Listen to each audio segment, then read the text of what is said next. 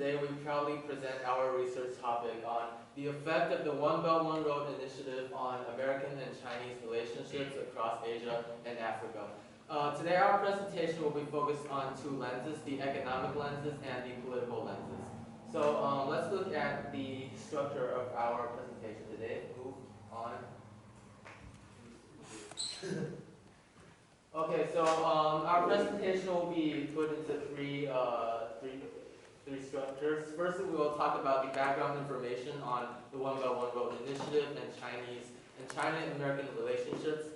Then we will talk about the economic lens, mostly on the market competition between these two countries in the region. And then we will talk about the political duel between U.S. and China. So first, Chris will introduce some background information on the topic.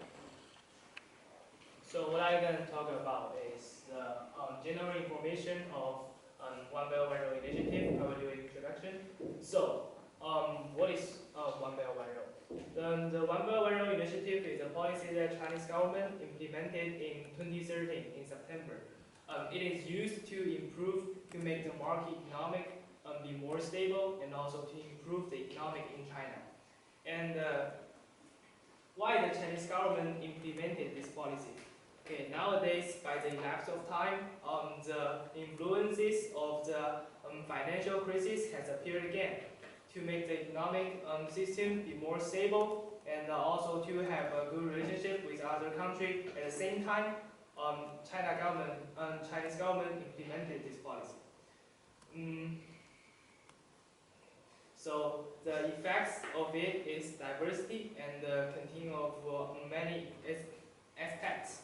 Okay, an example of the cooperation countries with China is Malaysia, Russia, Singapore, etc., etc. Okay, Its effect is diversity and can be many aspects. Okay, next we're gonna talk about is economic aspect and the political aspects. The U.S. assumed that China has become one of the biggest competitors mainly because China's national strength has increased rapidly these years. The economic interests are the important part of the national diplomacy. The Asia and the Africa region can be seen as a huge market to be developed, but the market is limited. Since the 2018, the American President Donald Trump announced that the U.S. withdrawn from the Iranian nuclear program, and the U.S. resumed the economic sanction against Iran. In this context, countries that purchase Iran's oil may also be subject to these sanctions. And China is just one of the major countries that purchase Iran's oil. When Tobri offered the Iran a better opportunity to expand their outside economic, the Iran will absolutely choose to trade with China. It seems that this is the competition between America and China of the market. It seems that China become one of the best ways that Iran can overcome this difficult situation. But in fact, Iran's local market was facing difficult challenges.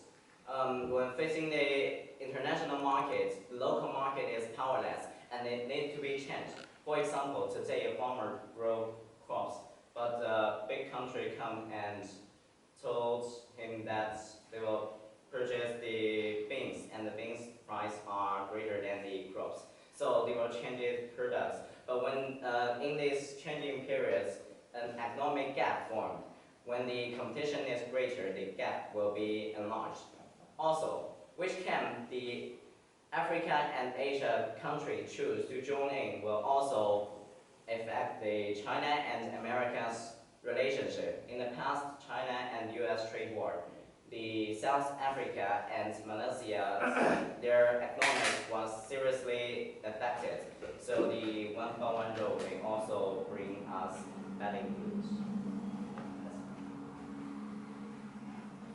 So for all we know about the political, there have been political issues between America and China. If we talk about that, all we know about the Tavori, by bringing such a huge and influential project into different countries, countries and different continents take a lot of political power to do. So, and for that, China will have a lot of political effect on the regions. Like, taking an example, Pakistan, which has one good political relationship with China, was to say first to be affected, and as my colleague has said about the economic growth, it also come with some political landscape change that was mainly beneficial. And for all the pros, which I listed above, there's also cons in bringing this policy.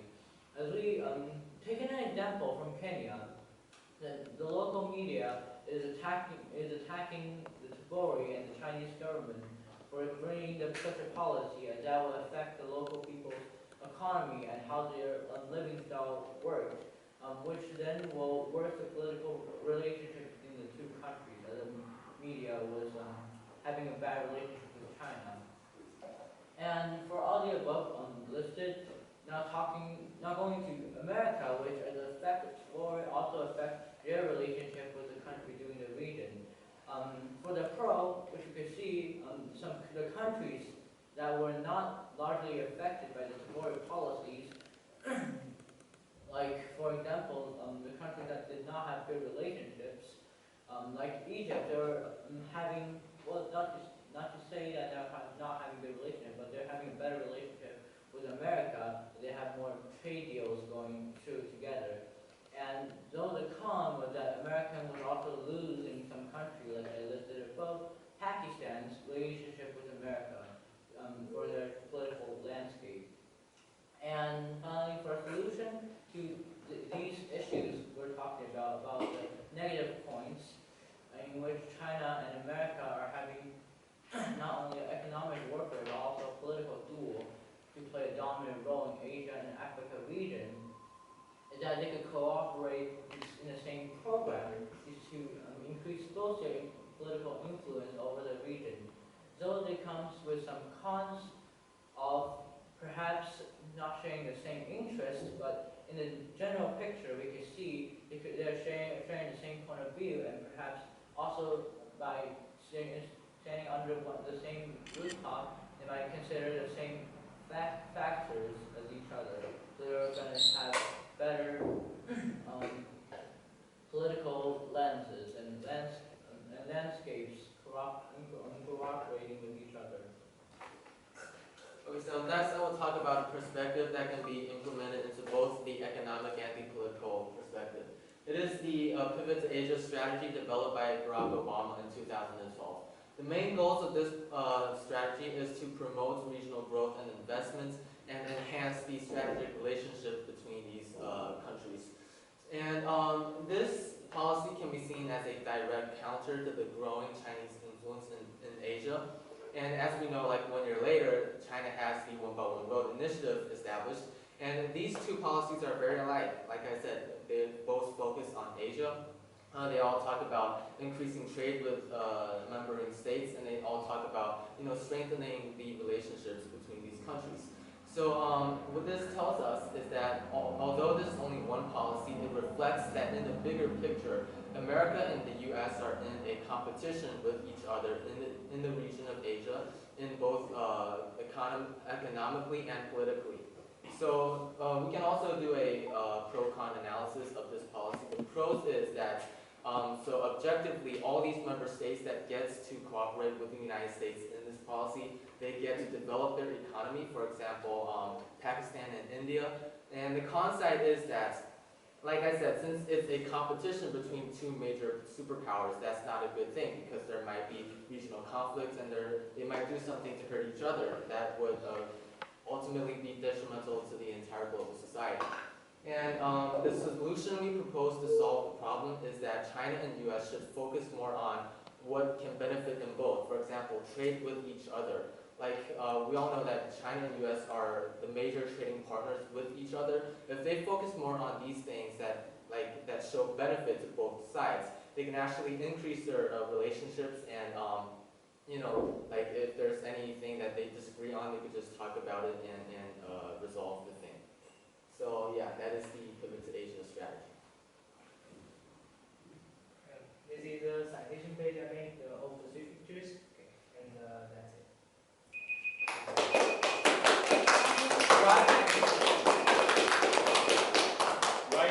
10 minutes. Very good. Okay.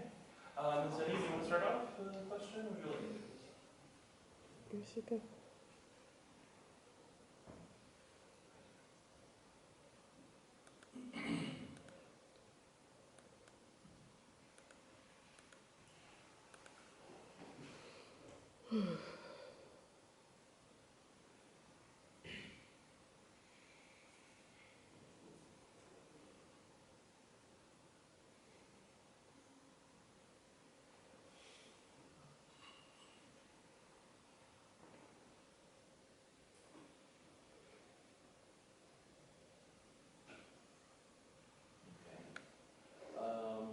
Tyler, describe how the content of the team presentation was changed as a result of your group discussion. Okay, so firstly, like we had some differences on what that effect is. Like some of us think it brought more competition. Some of us think that it was like more of a mutually beneficial thing. And so we discussed this as a group, and we came to the conclusion that so mostly the relationship between U.S. and China would be a competitive relationship, but there also exists those parts of the relationship that is benefits both countries. So first, like we couldn't agree on whether this relationship is more good or more negative, and then like after the discussion, okay, we made the conclusion to be more to the competitive side of the relationship.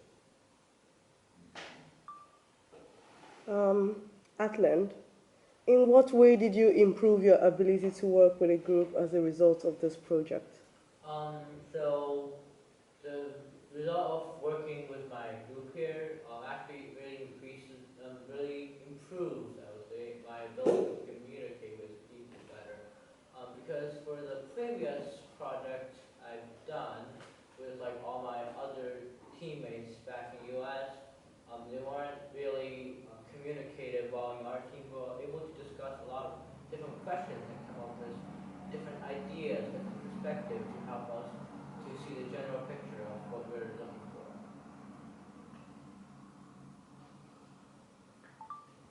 Okay. Chris, please answer this question. In the future, what change would you make to group norms, and how would you expect that to improve the team presentation? Yeah. So at this time, at first, when I was doing the introduction of the Weberno, I actually lost a little bit some points of my own part. But in the future, we will have. Before this time, the presentation actually during the 9:30, we have already done a lot of practice. But I think the practice is not enough because when you are presenting before a lot of people, you will still be actors. Yeah. So in the future, if I will make this better by much more practice.